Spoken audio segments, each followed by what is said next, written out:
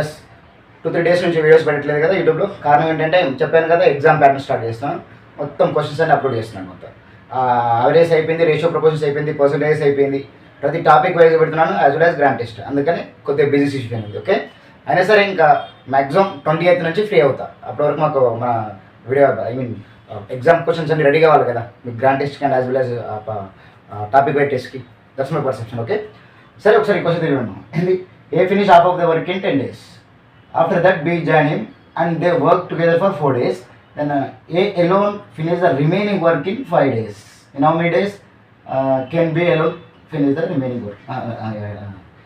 Can B alone finish the entire work? Okay, ఏం జరిగిందంటే ముందు A half of the work finish చేసింది, 10 daysలో చేసింది. తర్వాత బి వచ్చి జాయిన్ అయ్యిండు, వాడితో కలిపి బీతో ఏ కలిపి మళ్ళీ 4 days చేసారు. ఆ తర్వాత మళ్ళీ బి వెళ్ళిపోయిన అనమాట లాజికల్గా. ఇంకా మళ్ళీ ఇంకో 5 days ఏనే చేసిండు. అంటే దీన్ని బట్టి మీకు ఏమర్థం చెప్పండి. ఇక్కడ పెన్ పేపర్ లేకుండా ఆన్సర్ అయిపోవచ్చు, అయిపోతుంది ఆన్సర్. ఈ జనరల్ ప్రొసీజర్ చెప్పాలి కాబట్టి పెద్ద డేస్ ఏమున్నామో హాఫ్ ఆఫ్ ద వర్క్ సరే జనరల్ వెళ్ళండి. A half of the work ఎన్ని డేస్లో చేస్తాడు, 10 daysలో చేస్తాడు. మరి ఏ ఫుల్ వర్క్ ఎన్ని డేస్లో చేయాలి, ఫుల్ వర్క్ 20 daysలో చేయాలి. ఇది మనకు బేసిక్ ఉన్న idea. Plus full work 20 days చేయాలి కదా. అయితే ఈ 20 days వర్క్ చేయాలని టార్గెట్ 20 అనుకుందాం. 20/20 అంటే ఏ 1 చాక్లెట్ తింటాడు, బేన్ తెలియదు కానీ ఇక్కడ మీరు బాగా ఆలోచించండి. ఏ ఆల్రెడీ 10 days చేసిండు, తర్వాత మళ్ళీ ఒక 5 days చేసిండు, అంటే 15 days వాడే చేసిండు కదా. అంటే ఇది ఎలోన్గా 15 days చేశాడు. అంటే 15 days అంటే 15 చాక్లెట్స్, ఎవ్రీడే 1 చాక్లెట్ చెప్పిన 15 చాక్లెట్స్, 15 1 15 చాక్లెట్స్ అలా అయిపోయాయి. అవుట్ ఆఫ్ 20 చాక్లెట్స్ 15 అయిపోతే ఇంకా 5 చాక్లెట్స్. ఈ 5 చాక్లెట్స్లో కూడా 4 చాక్లెట్స్ మళ్ళీ ఏనే తింటాడు. ఎందుకు చెప్పండి, మళ్ళీ ఏ ప్లస్ బి ఇద్దరు కలిసి 4 days చేసారంటే ఏ 4 days చేస్తాడు, బి 4 days చేస్తాడు అన్నట్టే కదా. అంటే ఏ 4 days, బి 4 days చేశాడు కాబట్టి మళ్ళీ 4 చాక్లెట్స్, 15 + 4 19 చాక్లెట్స్ వీడే తిన్నాడు. అంటే బి ఏ 19 చాక్లెట్స్ అంటే బి ఒక్క చాక్లెట్ తిన్నాడు.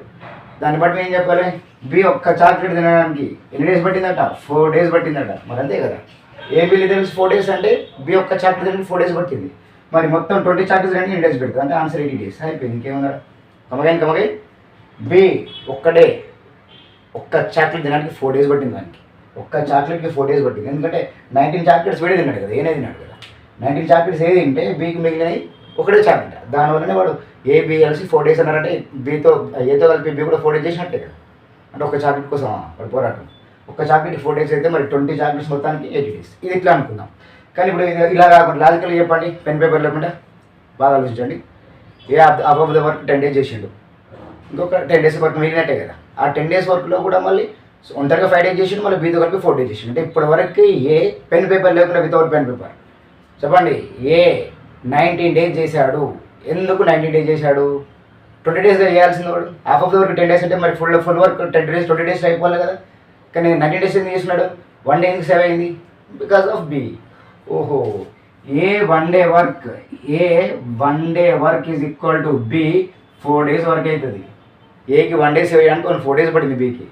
ఏకి 1 day సేవ్ చేయడానికి 4 days అయితే మరి ఏకి 20 days, ఏకి 20 days సేవ్ చేయడానికి ఎన్ని డేస్ పడుతుంది, 80 days పడుతుంది. అయిపోయింది, ఇంకేముంది అంతే కదా. 19 days వర్క్ ఏనే చేసిండు. ఒక్క రోజు ఏకి తగ్గించడానికి బి 4 days కష్టపడాల్సి వచ్చింది.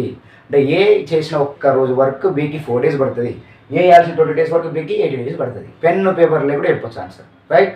It is not and hype creation. Logical way ఉంది కదా, లాజికల్ ఆలోచన 90%. Avoid pen and paper. Okay.